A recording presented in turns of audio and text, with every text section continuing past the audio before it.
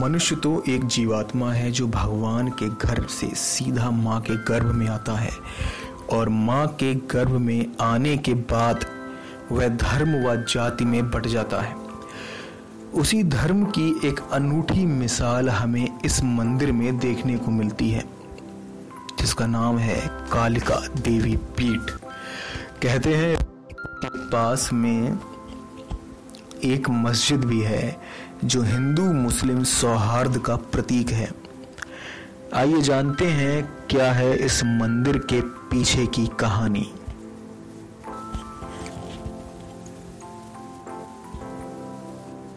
उत्तर प्रदेश में इटावा के लखना में स्थित कालिका देवी का मंदिर अपने आप में अनूठा है। इस मंदिर का प्रधान सेवक प्राचीन काल से ही दलित होता है। लखना को प्राचीन काल में स्वर्ण नगरी के नाम से जाना जाता था। यहाँ कालिका देवी का मंदिर मुगल काल से हिंदू मुस्लिम एकता का प्रतीक रहा है। द्वापर युग के महाभारत काल के इतिहास को आलिंगन किए ऋषियों की तपोभूमि यमुना चंबल सहित 5 नदियों के संगम पर बसी ऐतिहासिक नगरी लखना में स्थापित मां कालिका देवी का मंदिर देश के कोने कोने में प्रसिद्ध है। यह मंदिर 9 सिद्ध पीठों में एक है। इस मंदिर का एक पहलू यह है कि इसके परिसर में सैयद बाबा की दरगाह भी स्थित है और मान्यता है कि दरगाह पर सिर झुकाए बिना किसी की मनौती पूरी नहीं होती। मंदिर धर्म, आस्था, एकता, सौहार्द, मानवता व प्रेम की पाठशाला है। चैत्र तथा शारदीय नवरात्र में यहाँ मेला लगता है। मेले में देश के दूर दराज से आए श्रद्धालु अपनी मनौती मांगते हैं तथा कार्य पूर्ण होने पर ध्वजा, नारियल, प्रसाद व भोग का आयोजन श्रद्धा भाव से करते हैं। शरद नवरात्रि प्रारंभ होते ही कालिका शक्तिपीठ के दर्शन करने के लिए उत्तर प्रदेश के राजस्थान, मध्य प्रदेश, गुजरात समेत देश के तमाम राज्यों से आकर मां के दर पर दंडवत कर मनौतियां मांगते हैं। यह नगरी एक समय में कन्नौज के राजा जयचंद्र के क्षेत्र में थी, लेकिन बाद में स्वतंत्र रूप से लखना राज्य के रूप में जानी गई। प्रचलित कथाओं के अनुसार दिलीप नगर के जमींदार लखना में आकर रहने लगे थे।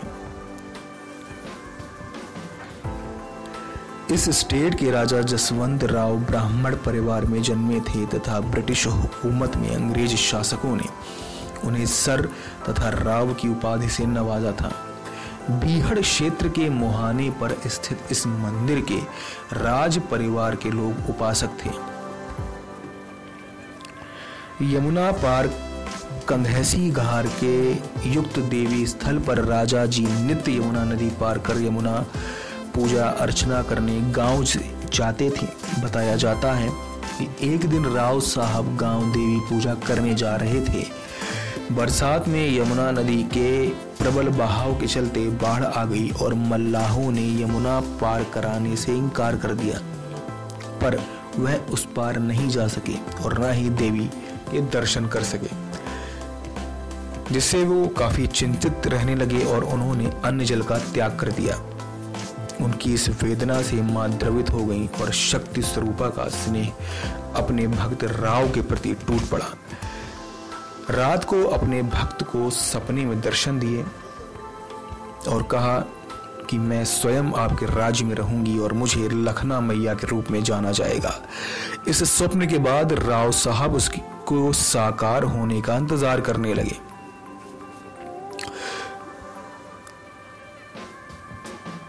तभी अचानक उनके कारिंदों ने बेरी शाह के बाग में देवी के प्रकट होने की जानकारी दी।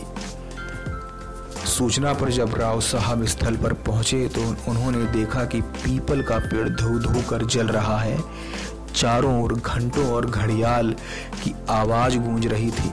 जब देवी आग शांत हुई तो उसमें से देवी के नवरूप प्रकट हुए। इसे देखकर राव साहब आह्लादित हो गए उन्होंने वैदिक रीति से मां के 9 रूपों की स्थापना कराई और 400 फुट लंबा व 200 फुट चौड़ा 3 मंजिला मंदिर बनवाया, जिसका आंगन आज भी कच्चा है क्योंकि इसे पक्का ना कराने की वसीयत की गई थी। तो ऐसे ही विचित्र और रहस्यमयी कहानियों के लिए हमारे नेक्स्ट 9 स्पेशल को सब्सक्राइब करें। नेक्स्ट 9 स्पेशल से अभिषेक चौहान की रिपोर्ट।